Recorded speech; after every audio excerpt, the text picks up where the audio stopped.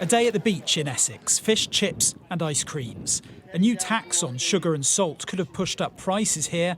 That now appears off the table, though, after a leaked version of the government's food strategy failed to include it.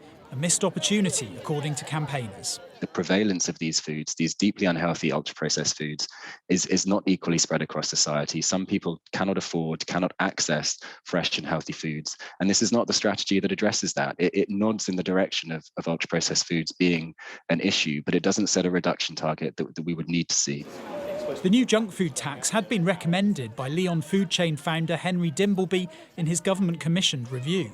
So what do people out in Southend think? I worked for the NHS during the COVID crisis, and so many people were in there with underlying health issues, and a lot of that is caused by poor diets. You should have the right to buy what you want. It's your choice and not have to pay more for it. I think if you're going to really try and change behaviours, you need to kind of pitch it maybe at a higher price.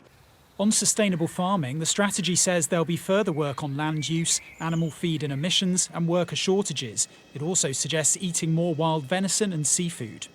But there are more gaps here. No expansion to free school meals and little on cutting meat and dairy. This paper is, by its own admission, focused on longer-term measures. And while many of Henry Dimbleby's recommendations are adopted, there are few immediate policies to turn aims into action, with just a commitment of further research to look at the link between processed food and obesity and no direct intervention.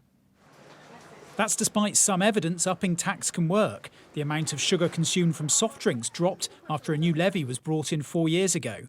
But extending this would be controversial, especially at a time of rising prices.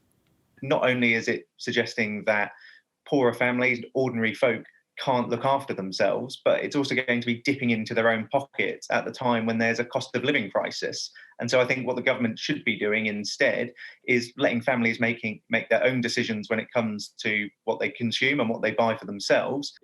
Labour say political problems for the Prime Minister have led to a watered-down strategy. I think if this had been produced a few months ago, it would have been a much stronger policy.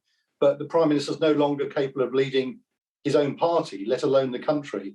And of course, we're all losers as a consequence of that. So this is going to have to be revisited. It is astonishing that our country doesn't have a proper food plan. A frequent jogger, Boris Johnson said his brush with COVID made him determined to help people lose weight and improve their health.